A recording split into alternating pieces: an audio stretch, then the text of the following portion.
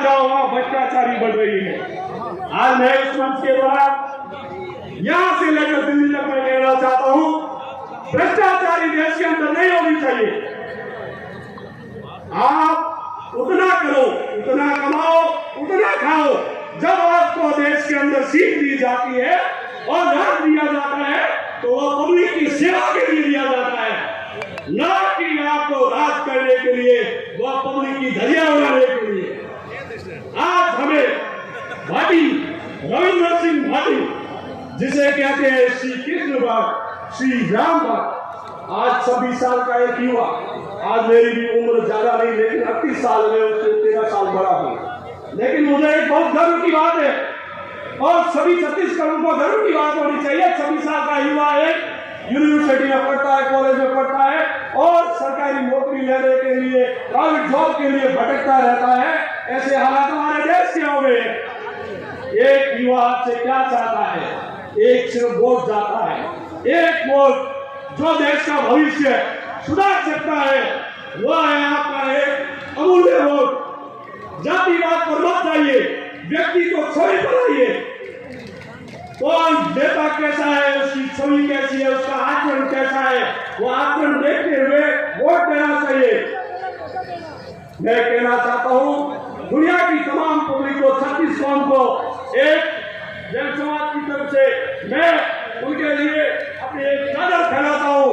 छत्तीसगढ़ भाई रविंद्र सिंह भाटी को वोट देकर दिल्ली की पार्लियामेंट में एक दक्षिणी मसीहा क्षेत्र का सूरज बनाए, चाहे उसके लिए हमें कुछ भी करनी पड़े, मेहनत बन जाएगी हमारी। एक एक बूथ के ऊपर एक एक आदमी से हमें प्रेम स्नेह पूर्वक मिलना है। इसलिए मैं कहना चाहता हूँ, जमीनी जने तो ऐसा जन के दाता के सूर, वरना रेदासी बागड़ी मत कमाजे लोग। एक उम्मीद की किरण भाई रविंद्र सिंह भाटी, ऐसे व्यक्ति को हम आगे बढ़ाएं। देश के अंदर धरती माता सबसे ऊपर हमारे पर 3 कर्ज होते हैं। एक धरती माँ का कर्ज है, एक गौ माता का कर्ज है, एक हमें जन्म देने वाली माँ का कर्ज है। अगर इस धरती पर हम आए, अगर वह कर्ज नहीं चुका पाते तो हमने इस धरती पर जन्म नहीं लिया, ऐसा है। इसलिए कर्ज चुकाने का समय भाई रविंद्र सिंह भाटी तब हम धन के साथ एक भारत का कर्ज उतारेगा, अपनी धरती का कर्ज उतारेगा, अपनी माँ का कर्ज उतारेगा और गौ माता को राष्ट्रीय पशु घोषित करे। गौ माता हमारी हिंदू की सबसे पहली बेटी है। अगर गाय को हम माता नहीं घोषित कर सकते तब तक हम हिंदू कहलाने के लायक नहीं हो। इसलिए सभी को धन्यवाद देते हुए आपको मौका दिया, उसका बोलने का श्रेय और प्रेम मोहब्बत दी, इसलिए मैं सभी का धन्यवाद करता हूँ। जय जिनेंद्र, जय महावीर, जय श्री राम। भारत माता की, भारत माता की, भारत माता की। रविंद्र सिंह भाटी आगे बढ़ो, हम आपके साथ हैं। जय श्री राम। धन्यवाद। आज अगर खामोश रहे तो कल सन्नाटा छाएगा, आज अगर खामोश रहे तो कल सन्नाटा छाएगा। हर बस्ती में आग लगेगी, हर बस्ती जल जाएगी। ऐसा ही कुछ भाव था कि हम सजग रहें और रविंद्र सिंह के साथ में रहे, भाव व्यक्त कर रहे थे जैन साहब। अगली कड़ी में मेरा निवेदन है मेहराब खान जैसलमेर से कि वो आए और अपना उद्बोधन दें। श्री मेहराब खान जैसलमेर। एक शिफ्ट खड़ी है आगे 04 1360, बहुत ही गलत जगह खड़ी की है जिसकी वजह से पूरी अवस्था हो रही है। मेहरबानी करके शिफ्ट आगे 04 1360 जहाँ कहीं भी है अपना इस कार को वहां से हटाएं आप।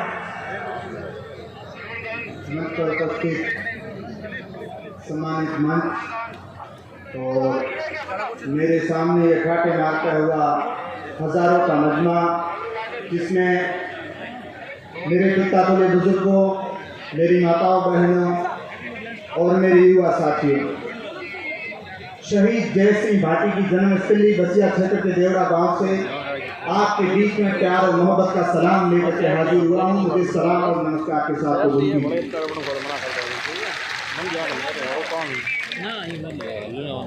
अक्सर मैं कभी राजनीतिक मंच के ऊपर नहीं जाता हूँ, ये मेरा पहला चांस है कि राजनीतिक मंच के ऊपर अपने विचार व्यक्त कर रहा हूँ। मेरी आदत रही है, मैं हमेशा इन 4 लाइनों से अपनी बात रखता हूँ कि सारे जहां से अच्छा हिंदुस्तान हमारा सारे जहां से अच्छा हिंदुस्तान हमारा, हम बुने हैं इसकी, ये है गुलिस्तान हमारा। और मजहब नहीं सिखाता है आपस में बैर रखना, धर्म नहीं सिखाता है आपस में बैर रखना। हिंदी है हम वतन है हिंदुस्तान हमारा, हिंदी है हम वतन है हिंदुस्तान हमारा। और हजारों साल नरगिस अपनी बेनूरी पे रोती है, हजारों साल नरगिस अपनी बेनूरी पे रोती है। बड़ी मुश्किल से होता है चमन में जाकर के दीदवर पैदा, बड़ी मुश्किल से होता है जाकर के चमन में दीदवर पैदा। अजीज दोस्तों बुजुर्गों, आज 36 कौम के लाडले अपने भाई रविंदर सिंह की इस नामांकन सभा और रैली के अंदर हम और आप सभी यहाँ उपस्थित हुए हैं। मैं सिर्फ एक मिसाल दे करके और आपको समझा करके अपनी जगह ले लूंगा। अजीज दोस्तों और बुजुर्गों, मैंने शुरुआत में कहा था कि मैं राजनीतिक मंच के ऊपर पहली बार आया हूँ। इसका आने का मकसद क्या है?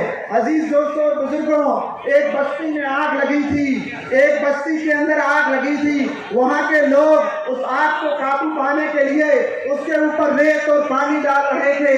और उसी बस्ती के अंदर एक पेड़ के ऊपर घोंसला बना करके वहाँ एक चिड़िया रहती थी। जब चिड़िया ने लोगों के चलते हुए आशियाने को देखा तो चिड़िया ने सोचा कि अब मेरे आशियाने का भी नंबर आने वाला है।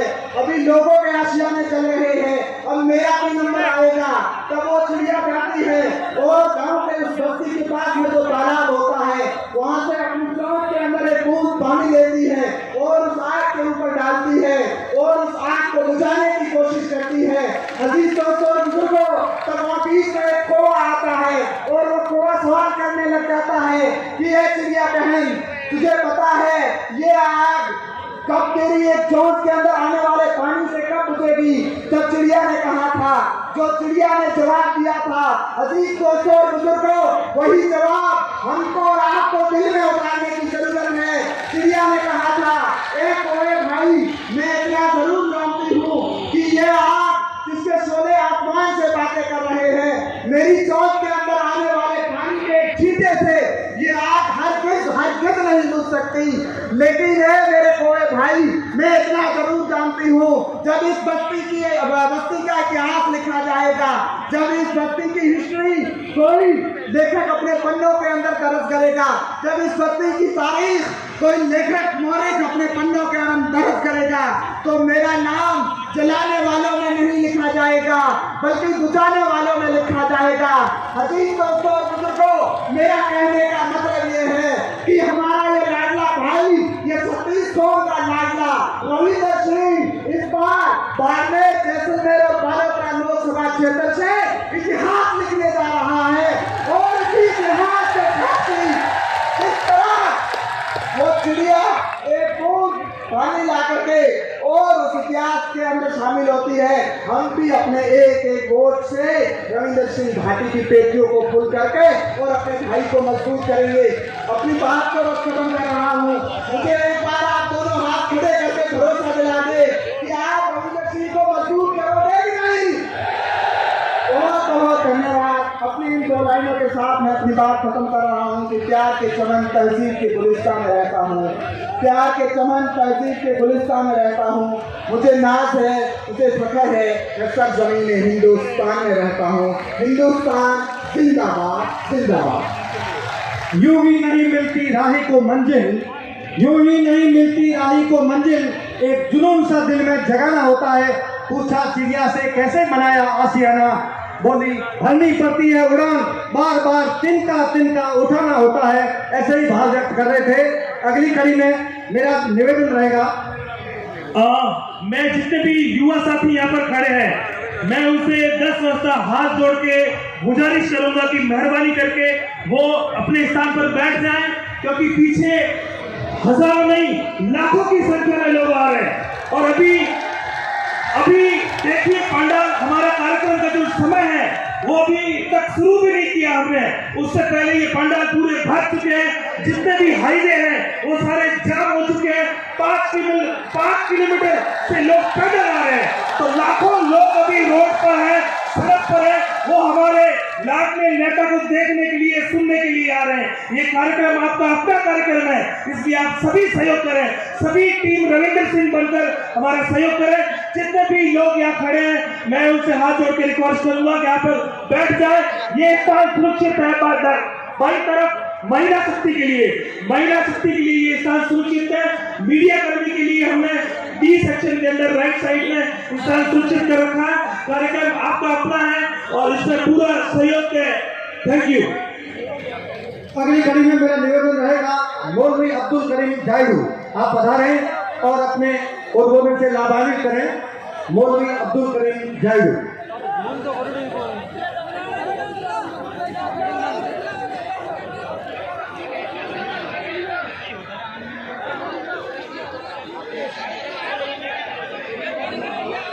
आखिरी सरपंच रईस्तान आप आए डी सेक्शन में, आपका स्थान सुरक्षित है। ये जो सामने सेक्शन है ये रोजेदार जो है उनके लिए सुरक्षित किया गया है। मेहरबानी करके सिर्फ रोजेदार लोग ही इसमें बैठे हैं। बहुत अब्दुल करीम साहब इनके लिए जोरदार तालियां।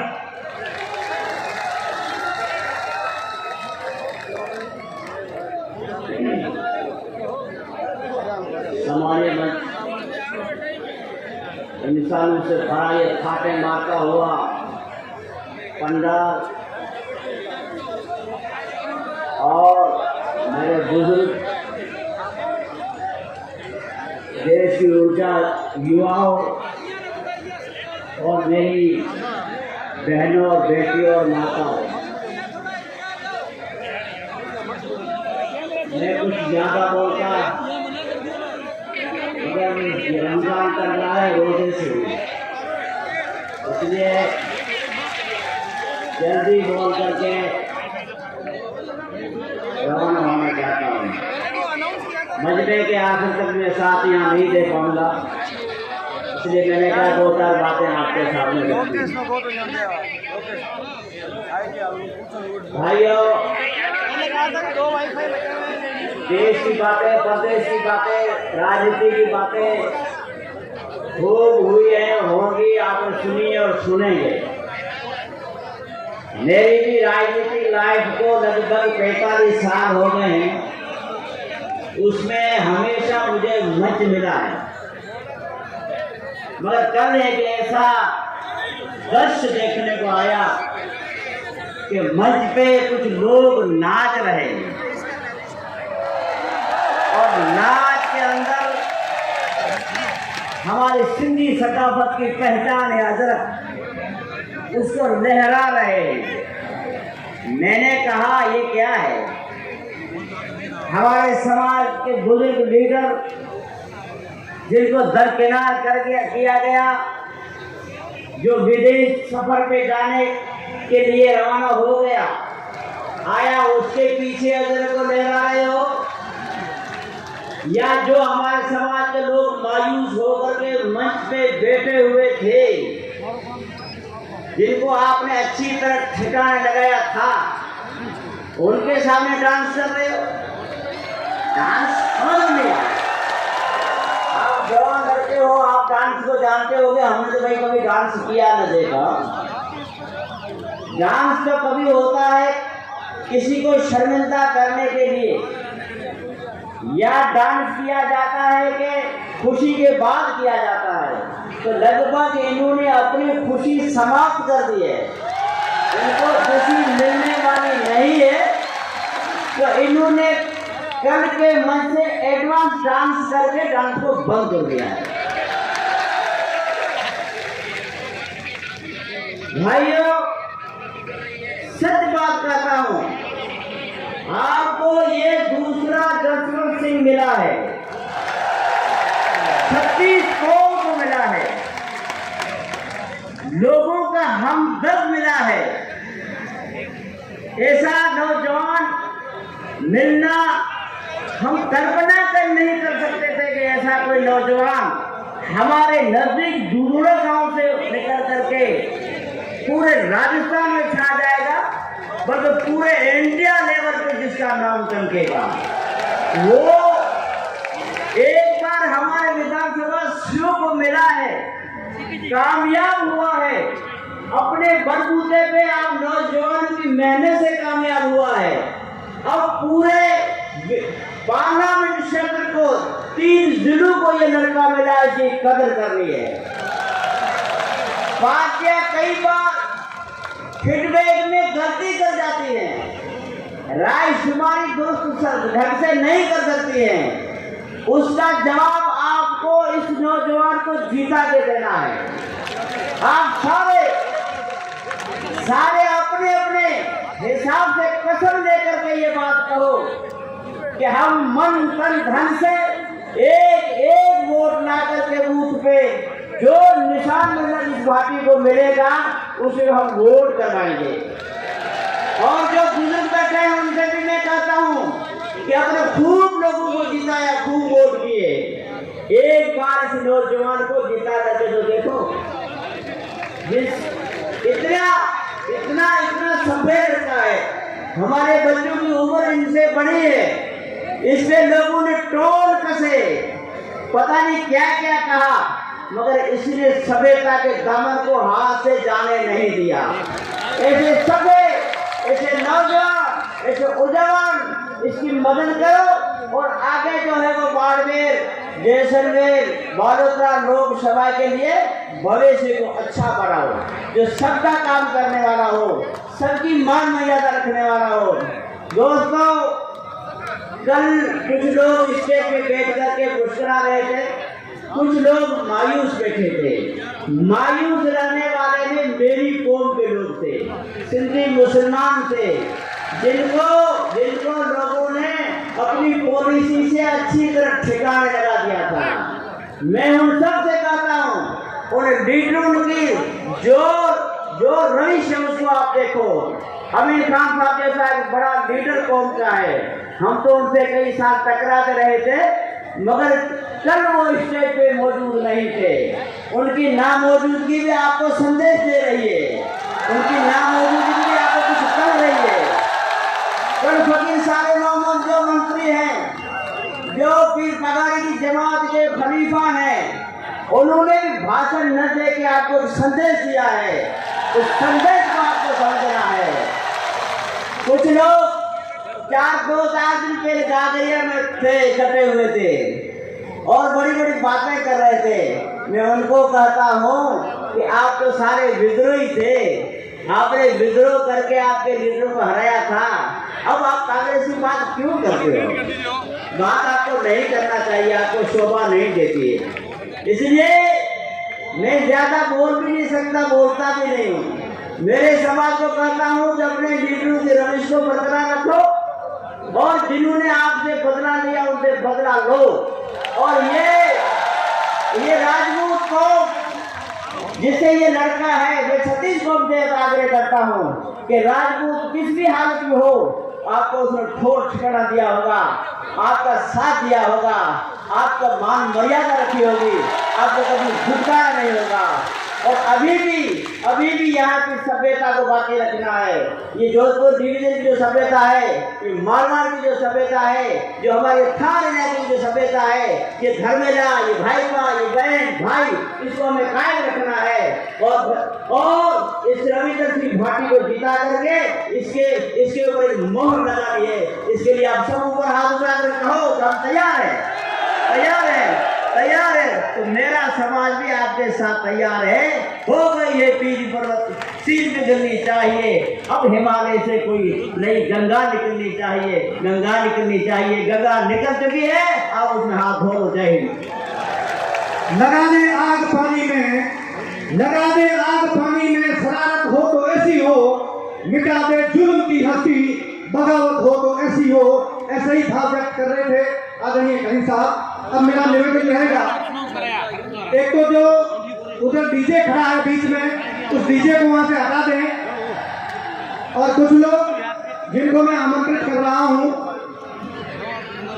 मालम सिंह रंगा, उस्मान शेरा, शौकत खान दूधापेरी, महावीर जी, दलपत सिंह पूनम नगर जैसलमेर, डूंगर सिंह रमणिया, पीराराम जी, नैनाराम जी चौधरी हुंडू, राम सिंह राठौर धारवी, उमेद खान मंगलिया आंतरा, नरेंद्र सिंह कोटरा, जेठू सिंह जी तेलवाड़ा, राणा नरेंद्र सिंह जी कोटरा, सकलाराम देवासी तेलवाड़ा, बाकाराम कुमावत विशाला, मानवेंद्र सिंह जी बावत्रा, अशोक जी माली, बाकाराम जी प्रजापत विशाला आगोर सरपंच, शौकत खान दुदा देवी, रईस अहमद मलिक फाइतू, कोदरा सिंह जी राजगढ़, ये लोग डी में पधारे।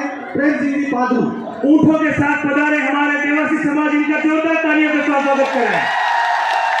अब मैं मंच से कुछ व्यवस्थाएं आपको दुरुस्त करनी है। जो मुख्य मार्ग है जहां से हमारा प्रवेश द्वार है, वहां पर भीड़ जो है वो जाम हो गई है। वहां उन्होंने अपना स्थान वहीं बना दिया है, जिसकी वजह से लाखों की संख्या में लोग बाहर रोड पे खड़े हैं, वो अंदर नहीं आ पा रहे हैं। तो मेहरबानी करके मैं आपसे हाथ जोड़ के अनुरोध करूंगा कि मुख्य मार्ग पर जितनी भी भीड़ है, पंडाल में अभी भी जगह है, आप आके पंडाल में अपना स्थान सुरक्षित करें। डीजे खड़े हैं, उन डीजे से मैं रिक्वेस्ट करूंगा कि आप जो है वो साइड में हो जाए और हमारे मुख्य मार्ग को बिल्कुल खाली करें। मेहरबानी करके आपका अपना कार्यक्रम है, भीड़ बहुत ज्यादा है, हम इतनी भीड़ को मैनेज नहीं कर सकते जब तक आप हमारा सहयोग नहीं देंगे। जितनी भीड़ पंडाल में, उससे 10 गुना भीड़ पंडाल के बाहर है, तो आप लोग हमें सहयोग दें। जय सिंह जी सरपंच भैया वो भी आगे बढ़ा रहे हैं। खलीफा गुलाम खान जी समेगा, सुभान खान जी मंगलिया। अगली कड़ी में मेरा निवेदन रहेगा शैतान दान सरपंच घुमाने का तला, आप पधारे और अपनी बात रखें। श्री शैतान दान जी सरपंच घुमाने का तला।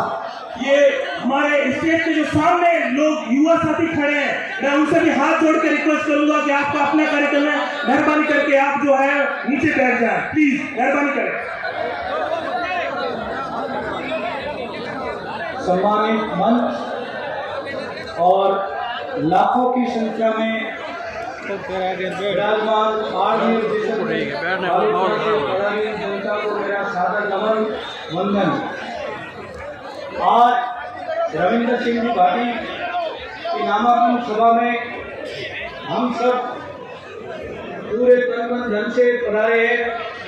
इस जोश को चुनावी तारीख तक कायम रखना है और ये जोश वोटों के रूप में कन्वर्ट हो। और जो पौधा हमने आज बोया है, इस पौधे को सींचने नहीं देने के लिए बहुत सी ताकतें लगी हुई है, जो ये चाहती है कि अगर ये पौधा वट वृक्ष बन गया तो हम सबको ठिकाने लगा देगा। कल की भाषण हमने सुनी, उसमें पूरे बाड़मेर जैसलमेर तालुका के चुनाव को जातिवाद का रूप दे दिया गया है, लेकिन अपने को कोई भी ऐसी टिप्पणी नहीं करनी जिससे किसी जाति धर्म को ठेस पहुंचे।